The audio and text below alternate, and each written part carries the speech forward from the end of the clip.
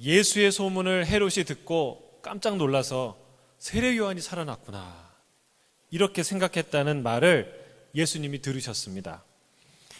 마가복음과 누가복음에 보면은 헤롯이 이 예수의 소문을 듣고 놀라는 이야기가 어디에 배치됐냐면 예수님이 제자들을 파송한 이야기 다음에 이 이야기를 기록하고 있어요.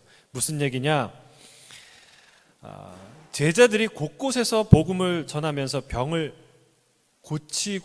고치니까 이 놀라운 소식을 헤롯이 듣고 심히 당황하니라고 기록하고 있다는 말이에요. 다시 말하면 제자들이 저녁에 흩어져서 복음을 전하는 그 과정에서 비로소 예수님이 이 세상에 그 존재가 더욱 명확하게 드러나기 시작했다는 사실입니다. 사랑하는 성도 여러분, 예수님은요, 교회를 통해서 세상에 그 존재를 드러내십니다. 교회는 예수님을 보여주는 곳인 줄로 믿습니다. 저는 이 예수 따라가는 교회를 통해서 여기 앉아 계신 모든 성도님 한 분 한 분을 통해서 예수님이 비로소 세상에 알려지기를 주의 이름으로 축복합니다. 김준권 목사님의 그 민족 복음화에 대한 기도, 여러분 유명한 기도잖아요. 잘 아시죠? 거기에 나온 표현처럼 저 두메 마을 우물가의 여인들의 입에서도, 공장의 직공들, 바다의 선원들의 입에서도 찬송이 터져 나오는 그런 민족, 그걸 위해서 기도하는데요, 마치 그 기도에 나오는 그 그림처럼 곳곳에서 모든 성도들이 그런 삶의 찬양과 고백과 전도를 통해 이 보이지 않고 들리지 않았던 예수님이 세상에 드러나게 될 줄로 믿습니다. 성경은요, 그 예수님을 오늘도 드러내 보여주고 있어요. 얼마나 예수님이 놀라우신 분인지를 증언하고 있습니다. 우리 본문 13절 다시 한번 읽겠습니다. 시작. 따로 빈들에 가시니 무리가 듣고 여러 고을로부터 걸어서 따라간지라. 예수님께서 배를 타고 빈들에 가셨습니다. 도망가신 걸까요? 아닙니다. 우리 주님은 헤롯을 두려워하는 분이 아니셨어요. 제사장들을 두려워하는 분도 아니셨어요. 좀 안타까운 일이 있는데, 예수님은 아시다시피 신성과 인성, 하나님 되심과 인간 되심을 동시에 완벽하게 지니신 분이에요. 근데 우리가 예배드리는 이 예배의 대상이 되시는 우리 예수님에 대해서 우리 신성은 잘 이해를 하는데 인성을 잘 이해하지 못하니까 인성에 대해서 강조하고 얘기하면서 어떤 우를 범하냐면 인간 예수를 연약하고 유약한 인간 예수로 그리는 경향이 있다는 거예요. 그러나 우리 기억해야 돼요. 우리 예수님은 누구도 두려워하지 않은 강인한 분이셨다는 사실입니다. 마태복음 후반부에 보면 아시겠지만 서기관과 바리새인들과 논쟁을 하는데요, 이 논쟁은 장난이 아니에요. 목숨을 내놓고 하는 게임이에요. 잘못 말하면 이 신학적 논쟁에서 밀리거나 실패하면 바로 그 자리에서 돌을 맞아야 되는 그런 논쟁들이에요. 근데 예수님이 눈 하나 깜짝하지 않습니다. 예수님이 그때요, 오히려 그 사람들의 지식이 거짓되고 연약하고 부족하고 그 마음에 죄의 그 나쁜 동기들이 있다는 것을 다 하나님이 드러내세요. 그리고 예수님이 다 유유히 빠져나가시고 이기시죠. 우리 주님은 그 어떤 위협에도 굴하지 않고 그 어떤 위기에도 흔들리지 않는 우리의 영웅이신 줄로 믿습니다. 그들의 함정에 빠져서 예수님이 십자가에 돌아가신 게 아니에요. 스스로 자신을 내어주시는 과정을 사복음서가 공히 기록하고 있다는 사실입니다. 예수님은 하나님의 아들로서 완전한 인간이셨습니다. 그러나 그분은 한없는 부드러움과 한없는 강인함을 둘 다 동시에 지니고 있는 우리의 영원한 영웅이십니다. 근데 왜 그분이 빈들로 가셨을까요? 그 소문을 듣고 왜 빈들로 가셨을까요? 주님은 우리에게 빈들이 필요하다는 것을 깨닫게 해주세요. 어려움이 찾아왔을 때도 빈들이 필요해요. 그런데 지금 이 상황처럼 잘 나갈 때, 좋은 소문이 날 때, 원수가 듣고 두려워할 때에도 그때도 빈들이 필요하다라고 우리 주님은 말씀하십니다. 기적은 빈들에서 시작되는 줄로 믿습니다. 거기서 모든 것을 비우는 것 같은데 실은 모든 것이 채워지기 시작합니다. 오병이어의 기적은 바로 이 빈들에서 나타났다는 것을 우리가 주목할 필요가 있습니다. 많은 것이 채워진 곳, 수많은 사람들, 수많은 이 조건들이 갖춰진 곳에서 이 오병이어의 기적이 일어나는 것이 아니라 이 오병이어의 기적은 빈들에서 일어난 빈들의 기적이라는 사실이에요. 우리 학생 여러분, 오병이어가 무슨 뜻인 줄 아세요? 병은요 떡병자예요. 떡 5개라는 뜻이고, 어는 물고기, 생선이라는 뜻이에요. 2개의 생선. 보리떡 5개와 물고기 2마리로 하나님이 남자만 5,000명, 여자와 어린아이까지 거의 10,000명이 넘는 어마어마한 사람들을 먹이신 놀라운 기적을 행하셨어요. 어디서 행하셨나요? 콜스 옆에서 행하셨나요? 무르스 옆에서 하셨나요? 아니에요. 빈들에서 하셨다는 거예요. 빈들은 어디입니까? 빈들은요 하나님 만나는 장소예요. 아버지 하나님과만 독대하는 그런 내밀한 시간이에요.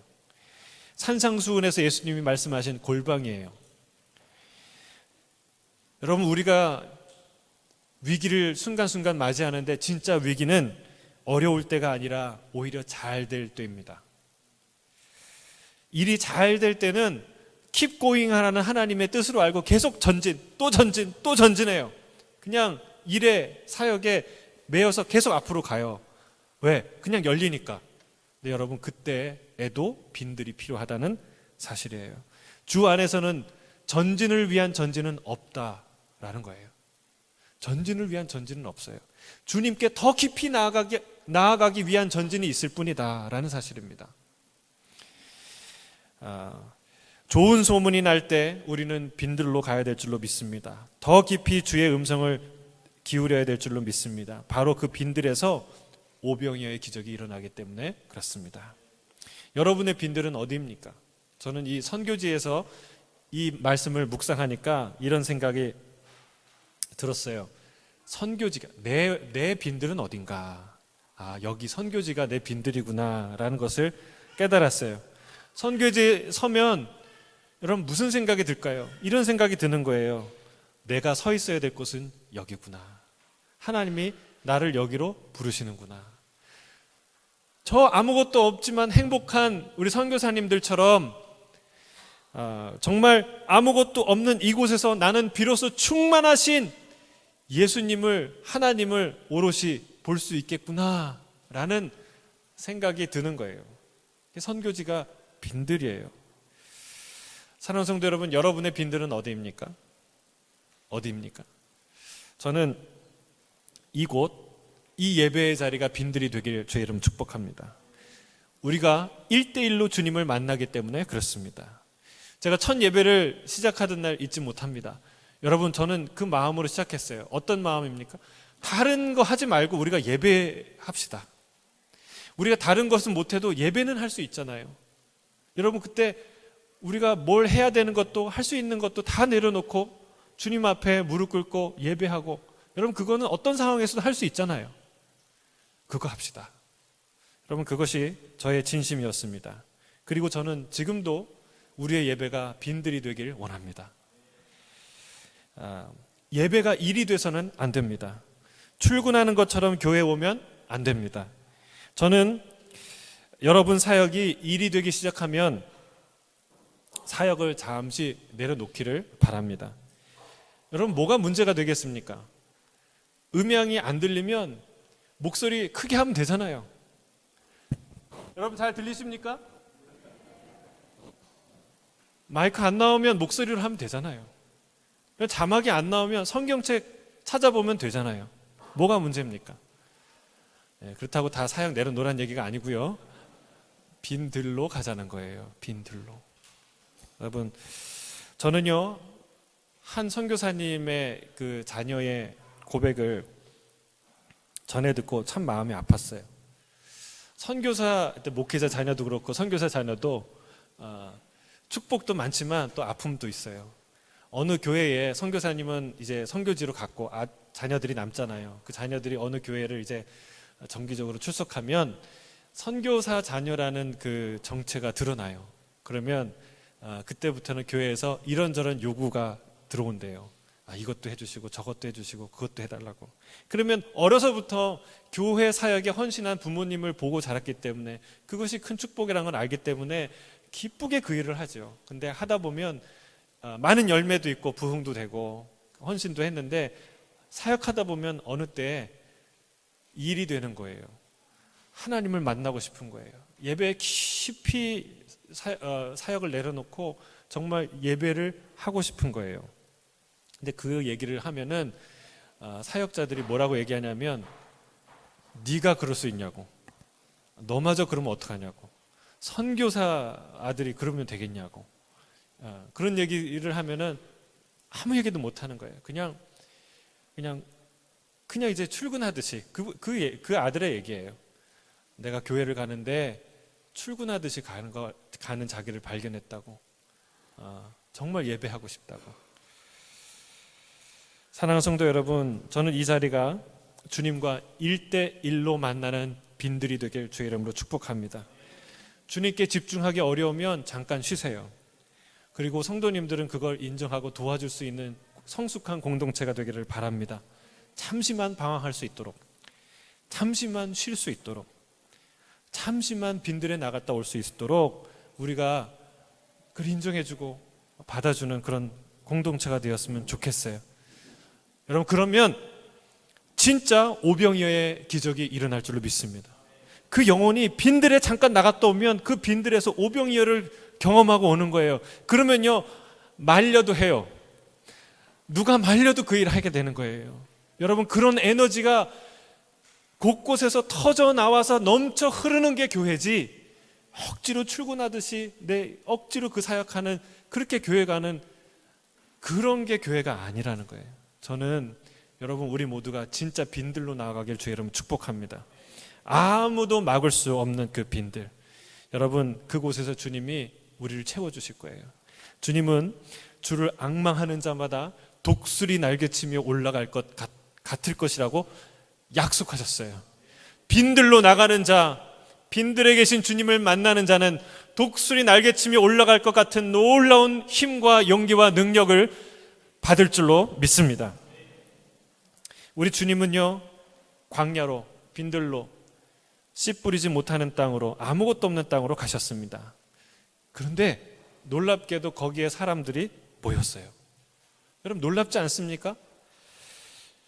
별로 안 놀라시는 것 같은데, 뭐 쓰여 있으니까. 근데 여러분, 우리가 알잖아요. 우리를 알잖아요. 사람들이 얼마나 편한 거 좋아합니까? 여러분, 어떤 마트 가십니까? 물건이 많은 마트 갑니까? 물건이 적은 마트 갑니까? 예? 그리고 조금이라도 가까운 마트 갑니까? 좀 더 일부러 먼 마트 갑니까? 에어컨 틀어주는 마트 갑니까? 에어컨 안 틀어주는 마트 갑니까? 여러분, 일부러 작은 마트 좀 더 멀리 가주지. 여러분, 그것도 10번에 1번 정도 가죠. 그냥 억지로 그냥 그렇게 하죠. 여러분, 우리는 조금이라도 더 편한 곳을 찾는 게 우리 인간이라는 사실이에요. 그런데 그들은 빈들에 왔어요. 빈들은 말 그대로 아무것도 없는 비어있는 들이에요. 험한 황량한 들이에요. 그런데 왜 사람들이 몰려왔을까요? 한두 사람이 아니라 많은 사람들이, 많은 무리들이 왜 몰려왔을까요? 아무것도 없고 불편하기 짝이 없는 그 빈들에 사람들이 찾아간 이유는 거기에 예수님이 계셨기 때문에 그렇습니다. 주님은 사랑하는 자를 빈들로 인도하세요. 호세아서의 고백이에요. 호세아 2장 14절, 21절 우리 같이 한번 읽겠습니다. 시작. 그러므로 보라, 내가 그를 타일러 거친 들로 데리고 가서 말로 위로하고 진실한 분에게 장가 들리니 내가 여호와를 알리라. 하나님이 이스라엘을요 프로포즈하기 위해서 어디로 끌고 갔다고요? 강가로 가지 않고 궁전으로 가지 않고 어디로 가요? 빈들, 광야로 끌고 갔다. 광야로 사랑하는 이스라엘을 데리고 갔어요. 거기서 뭐 했습니까? 내가 진실로 너에게 장가들리니. 여러분, 아직 프로포즈 안 하신 분은 잘 기억하시길 바랍니다. 광야에서도 프로포즈 할 수 있다. 하나님이 우리에게 프로포즈 하신 곳이 광야라는 거예요. 빈들, 거친들. 이 광야는 주님이 당신의 백성에게 프로포즈를 한 곳이죠. 물리적으로는 빈약한 곳이지만 영적으로는 너무나 풍성한 곳이었습니다. 저는 지난주에 빈들에 임한 주님의 임재를 보고 왔습니다.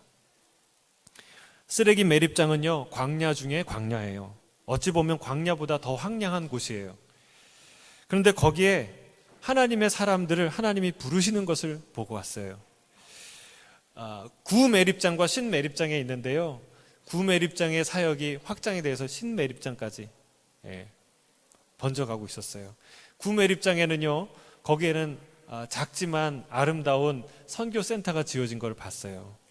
지금 시청에서는요, 정말 10년 동안 그 수백만 불을 투자해 갖고 거기를 다 갖고 놨는데 이제 나가라고 막 지금 하고 있어요. 근데 그 힘겨루기를 하고 있는데, 그럼에도 불구하고 믿음으로 선교센터를 지어서 지금 시청과 담대한 믿음의 결판을 하고 있어요. 아무튼 아름다운 이 선교센터가 지어져 있고, 또 신매립장에 가니까 또 거기에는요, 일주일에 한 번씩 가는데 의료사역을 하고 방역을 하고 어린이를 모아서 어린이에게 간식도 주고 노래도 가르치고 하는 어린이 사역들도 하고 있었어요. 그리고 거기에는 한국, 호주에서 온 분들, 또 캄보디아인 서로 섞여서, 또 선교사와 의사와 기업가 할 것 없이 여러 사람들이 함께 그 일을 섬기고 있었습니다. 그리고 또 하나는 저희가 구단주가 된 거 아세요? 가니까 우리가 해피 FC라고 그 매립지 주변에 있는 아이들 중심으로 축구단을 결성했는데, 어떻게 하나 이렇게 기도하다가 그 지난번에 선교사님이 오셨을 때 그 얘기를 듣고 우리가 크리스마스 헌금의 일부를 거기 드렸는데, 그게 딱 1년치 FC 운영하는 기금인 거예요. 그래서 저희가 가니까 구단주 오셨다고, 호주에서. 근데 아이들이요, 너무나 행복하게 유니폼을 입고 축구화를 신고 멋지게 근사하게 하고 축구대회를 들어갔는데, 그렇게 해본 적이 없거든요. 근데 선교사님과 사역자들이 매 경기마다 가서 거기서 한 번 하고 끝날 줄 알았는데 몇 번을 이기더래요. 12팀 중에 6등을 했어요. 얼마나 행복했는지. 근데 상대방 아이들은 너무 잘 먹어서 골을 딱 차면은, 그게 풋살 경기장이니까 상대편, 우리 편 골대까지 넘어오는데, 우리 아이들이 공을 딱 차면은 딱 가서 또 때려를 고르는 거예요. 그런데도 몇 번이나 이기고 환호성을 지르고 얼마나 행복해야 했는지, 그것도 영상으로 담아서 보여주고. 여러분, 우리가 기억하세요?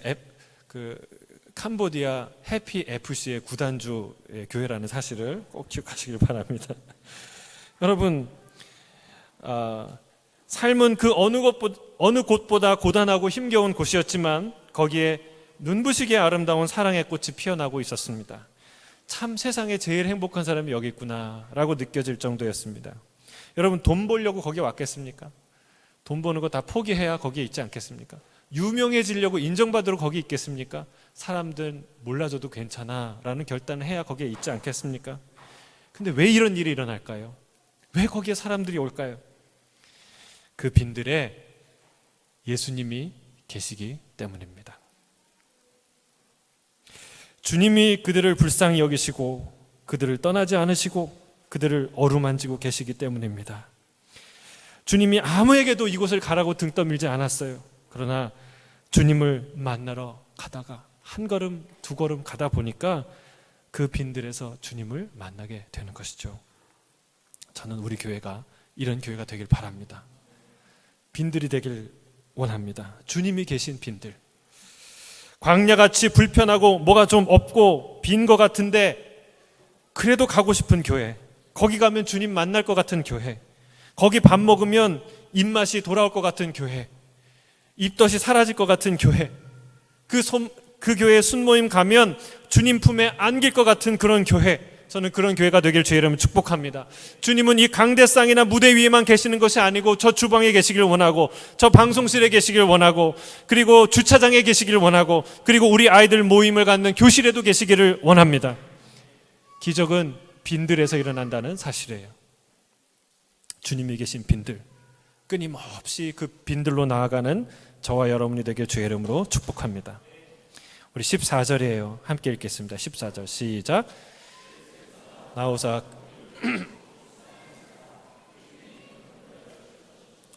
기적의 첫 번째 조건은 빈들로 나가셨다는 거예요. 두 번째는 뭘까요? 모여든 백성을 주님께서 불쌍히 여기셨다는 거예요. 기적은 하나님의 긍휼에서 시작됩니다.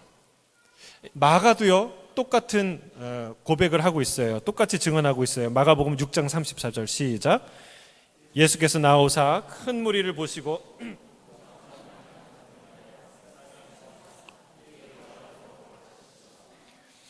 예수님은 모여든 큰 무리를 보셨죠. 그리고 그들을 불쌍히 여기셨습니다. 왜 불쌍히 여기셨을까요?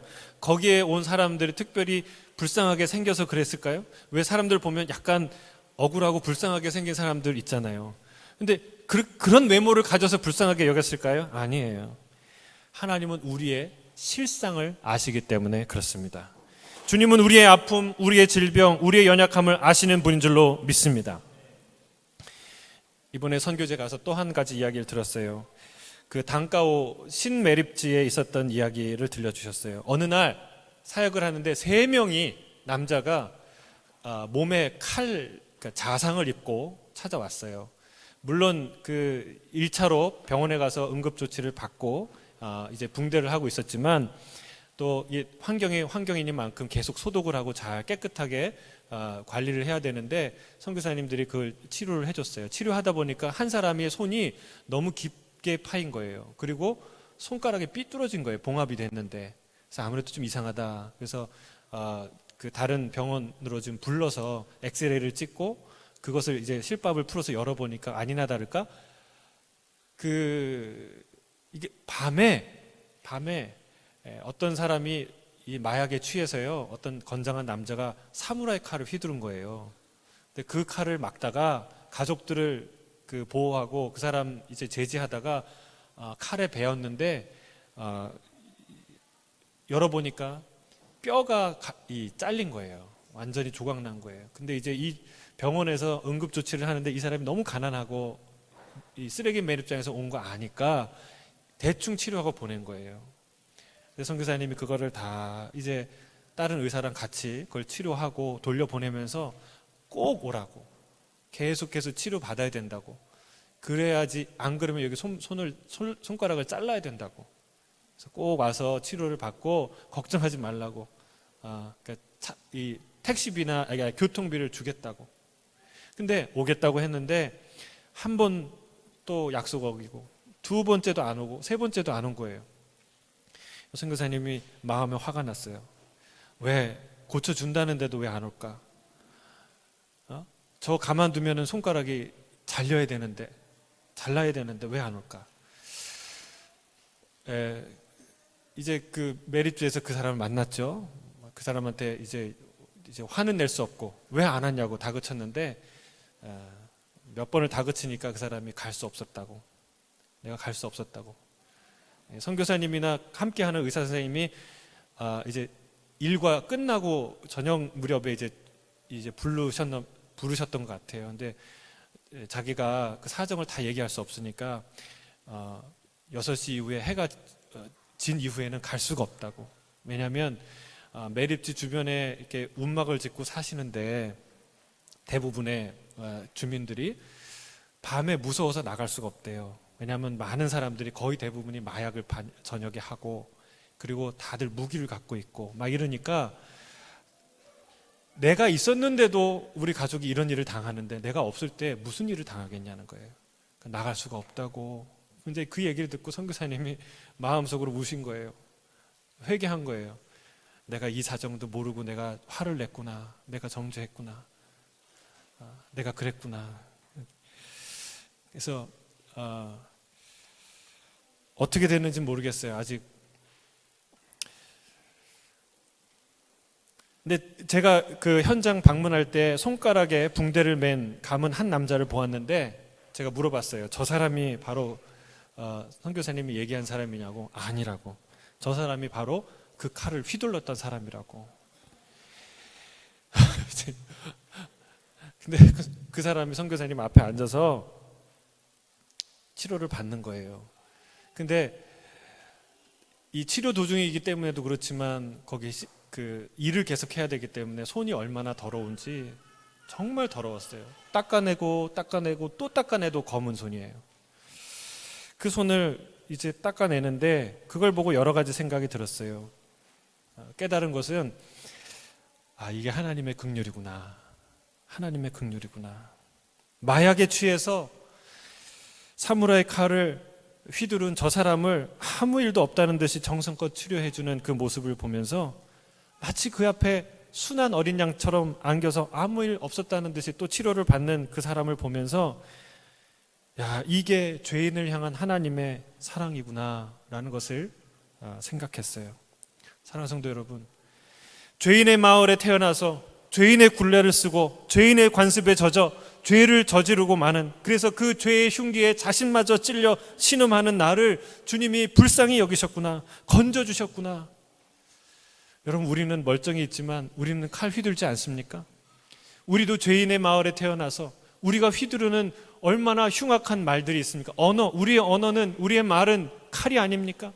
사무라이 칼보다 더 예리해서 사람들의 숨통을 끊어놓지 않습니까? 여러분, 놀라운 것은 그 죄인을, 그 사정을 다 아시고 주님이 우리를 불쌍히 여기셨다는 거예요.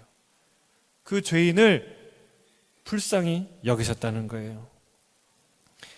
서로 우리가 이런 마음으로 불쌍히 여기시길 바랍니다. 주님이 목자 없는 양같이 보셨대요. 우리 서로 목자 없는 양처럼 봐주시기를 주의 이름 축복합니다. 큰 소리 떵떵 쳐도 사실은 늘 마음은 갈대처럼 흔들리고 있는 사람, 방황하고 있는 사람 아닙니까? 그걸 보시라는 거예요. 불쌍히 여기는 데서 기적이 시작될 줄로 믿습니다. 원수를 불쌍히 여겨보세요. 용서가 시작됩니다. 아내를 불쌍히 여기시고 남편을 불쌍히 여겨보세요. 사랑이 시작됩니다. 우리 다음 세대들, 우리 아이들을 불쌍히 여겨보세요. 다음 세대의 부흥이 시작됩니다. 기적은 불쌍히 여기는 마음에서 시작된다는 사실이에요. 오병이어의 기적은요, 빈들에서 일어났어요. 그리고 주의 긍휼하심에 의해서 시작됩니다. 그리고 마지막으로 한 작은 소년의 조그만 도시락으로 인해서 이 기적이 일어나요. 빈들이 기적의 장소라면 주의 긍휼은 기적의 원인이고, 그리고 작은 도시락은 기적의 도구가 됩니다. 우리 본문 15절에서 17절에 함께 읽겠습니다. 시작.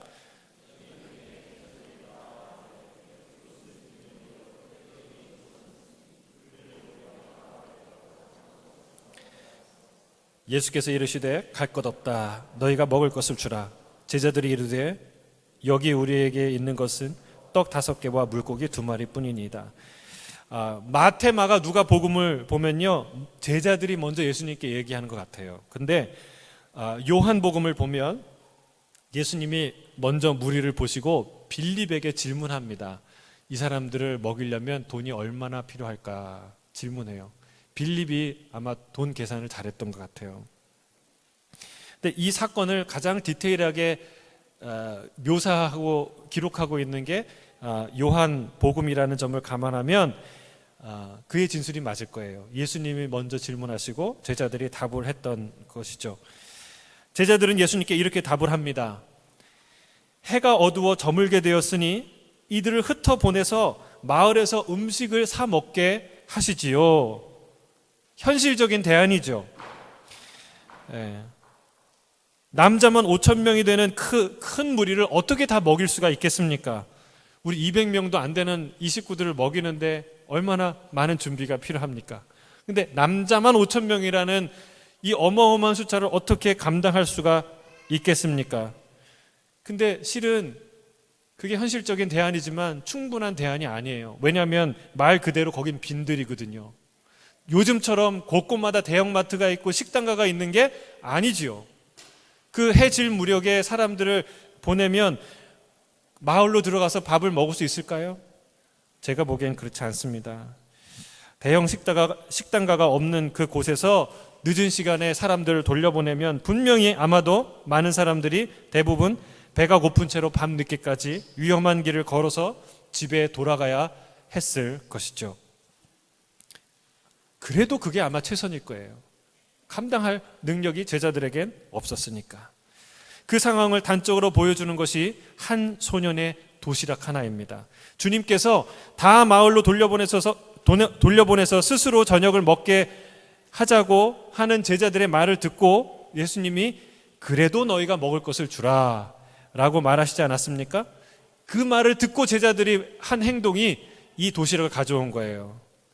보세요, 주님, 우리가 갖고 있는 최선이 바로 이겁니다. 이 고작 도시락 하나입니다. 이걸로 이 많은 자들을 어떻게 먹이겠습니까? 라면서 시위하는 게 바로 제자들의 모습이었어요. 근데 그 주님은 아무 말 없이 그 얘기 하시면 그 도시락 가져와라. 그리고 기적을 베푸세요. 마태복음 우리 본문 18절에서 21절입니다. 함께 읽겠습니다. 시작. 무리를 명하여 잔디 위에 앉히시고 떡 5개와 물고기 2마리를 가지사 하늘을 우러러 축사하시고 떡을 떼어 제자들에게 주시매 제자들이 무리에게 주니 다 배불리 먹고 남은 조각을 12바구니에 차게 거두었으며 먹은 사람은 여자와 어린이 외에 5,000명이나 되었더라. 할렐루야. 보리떡 5개와 물고기 2마리. 여러분, 보리떡이라는 것은 당시에 짐승들에게도 먹이는 떡을 말하는 거예요. 그러니까 얼마나 이 질이 낮은 서민의 음식이었는지 알 수 있죠. 또 작은 생선 2마리는 어부가 고기를 잡아서 시장에 내다 팔 고기를 다 고르고 나서 쓸모없는 고기를 이 바닷가에 버린대요. 그러면 지역에 있는 가난한 서민들이 와서 그 물고기를 주워다가 그걸 요리하거나 구워서 먹는 거죠. 그 물고기를 말한다는 거예요. 주님은 우리가 약점이라고 생각하는 것을 강점으로 만드시는 분인 줄 믿습니다. 제자들은 이거밖에 없습니다 라고 외쳤지만 주님은 그걸로 충분하다 말씀하셨어요. 제자들은 이걸로 누굴 먹이겠냐 말씀하지만 주님은 12바구니에 가득 충만할 정도로 남기신 분이셨어요. 여러분, 주님이 뭐라고 얘기하십니까? 이사야 60장 22절 이렇게 말합니다. 주님은 이렇게 얘기해요. 작은 자가 1,000명을 이루겠고 약한 자가 강국을 이룰 것이니라. 할렐루야. 여러분, 이게 하나님이 하시는 일이라는 거예요. 여러분, 구약에 만나 사건이 있다면 이 신약에는 이 오병이어의 기적이 있습니다. 뭘 의미합니까? 우리를 먹이시는 분은 하나님이라는 거예요. 네가 네 손으로 수고해서 밥을 먹고 이어서 사는 것 같지만 그러나 공급하시는 분이 하나님이시라는 사실입니다. 모든 육체에게 먹을 것을 주시는 하나님, 그게 우리 하나님 아버지라는 사실을 말하고 있습니다. 먹고 살 세상을 지으셨고 먹고 살 일과 양식을 공급하시는 분, 영적인 허기뿐만이 아니라 육체적인 허기까지 채우시는 분이 우리 아버지 하나님이신 줄로 믿습니다. 주님은 이 도시락 하나를 통해서 우리에게 가르쳐 주세요. 너의 가난함을 묵상하지 마. 너의 가난함을 묵상하지 마. 빈들의 황량함을 묵상하지 마. 주님께서 말씀하세요. 도시락 하나 가지고도 이 도시락 하나 가지고 도대체 몇 명을 먹일 수 있느냐라는 말 하지 말라는 거예요. 도대체 몇 끼나 먹을 수 있느냐 그런 말 하지 말라는 거예요. 아무리 적은 것을 가지고 있어도 주님이 말씀하세요. 충분하다. 자, 따라하겠습니다. 충분하다. 여러분, 우리에게 있는 것은 충분합니다. 어떨 때 충분할까요? 주님이 함께 하실 때. 오병이어의 기적을 일으키셨던 그 주님이 우리와 함께 하실 때 우리가 갖고 있는 것은 부족함 없어요. 충분하다. 충분하다. 주님이 함께 하신다면, 빈들에 계신 주님이 우리와 함께 하신다면 거기서 우리의 가난함을 부요함으로 바꾸시고 우리의 허기를 배부름과 만족으로 채우실 줄로 믿습니다. 그 주님을 경험하는 저와 여러분이 되길 주의 이름으로 축복합니다. 아멘.